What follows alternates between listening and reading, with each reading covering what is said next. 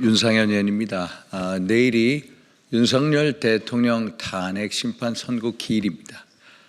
지난 12월 14일 국회에서 탄핵 소추안이 의결된 지 111일 만이고 또 대통령의 최후 변론이 있은 지 38일 만입니다. 내일은 대한민국 헌정사의 중대한 변곡점이 될 것이고 또 결과에 따라서 대한민국 헌법과 법치주의를 지키느냐는 중요한 전환점이 될 것입니다.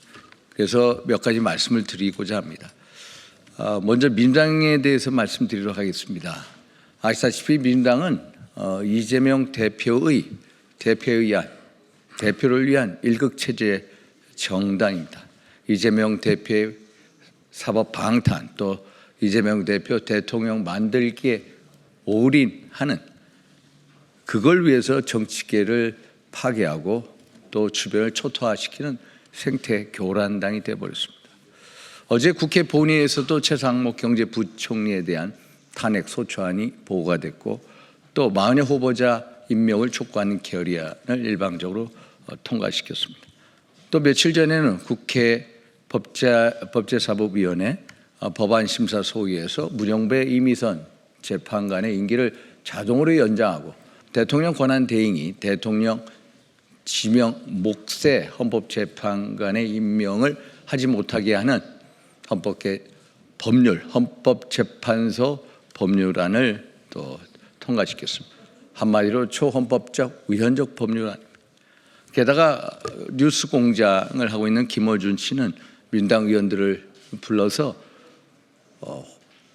한덕수 대통령 권한대행뿐만 아니라 마흔여 후보자를 임명하지 않으면은 줄줄이 후순위 국무위원을 탄핵하라. 헌법재판소를 또 재판소의 헌법재판관을 탄핵하라. 이런 식으로 지시를 내리고 있습니다. 완전히 민주당의 상황 그 자체입니다. 어떻게 보면은 이런 식으로 무정부 상태로 만들겠다는 그리고 민주당의 입법 독재를 획책하는 이것이 내란 행위가 아닌가. 결국 김어준 씨가 뉴스 공장장이 아니라 내란 공장장으로서 내란 예비 음모 사주를 하고 있다. 또 이거에 따라서 민당 의원들이 부하처럼 따르고 있다. 정말 괴탄스러운 지경입니다. 내일 선고에서 민당의 자성을 촉구하면서 내일 선고는 저는 기각되리라고 확신을 합니다. 우선적으로 탄핵 심판 과정에 있어서 적법 절차의 원칙 due process of law를 거치지 못했습니다. 우선적으로 공판 기일 지정하는 데 있어서도 어떤 7일간의 기일을 주지 않았고 총 변론 차례 11차례 중에 1, 2차 빼놓고는 나머지 9차례를 일방적으로 지정했습니다. 헌재법 32조에 의하면은 재판 중 수사 중인 사안에 대해서 자료 송부 요구를 할 수 없다라고 함에도 불구하고 국회 탄핵 소추단이 요구하는 자료 송부 촉탁 요구를 틀어줬습니다. 헌재법 40조에 보면은 탄핵 심판은 형사소송법의 규정을 준용하기로 되어 있는데 2020년 개정된 형사소송법 개정안 312조에 의하면은 증인이 검찰 등 수사기관에서 진술한 자기 진술서에 대해서 부동의 할 경우에는 증거 능력을 인정하지 않음에도 불구하고 증거 능력을 인정했습니다. 이런 식으로 위법 사례가 무려 10차례가 넘습니다. 이런 식으로 절차적인 흠결로 가득 찬 탄핵 심판은 결과의 정당성을 담보할 수가 없다. 당연히 각하사유가 될 수밖에 없다라는 말씀을 드립니다. 또 12.3 비상계엄은 내란이라고 하는데 내란이 성립되기 위해서는 형법 87조, 형법 91조, 대법원 판례 1997년 판례를 보건대 고의성이 있어야 되고 국헌문란의 목적이 있어야 되고 객관적인 폭동이 존재를 해야 됩니다. 이런 면에 있어서 내란죄라는 게 성립될 수가 없다.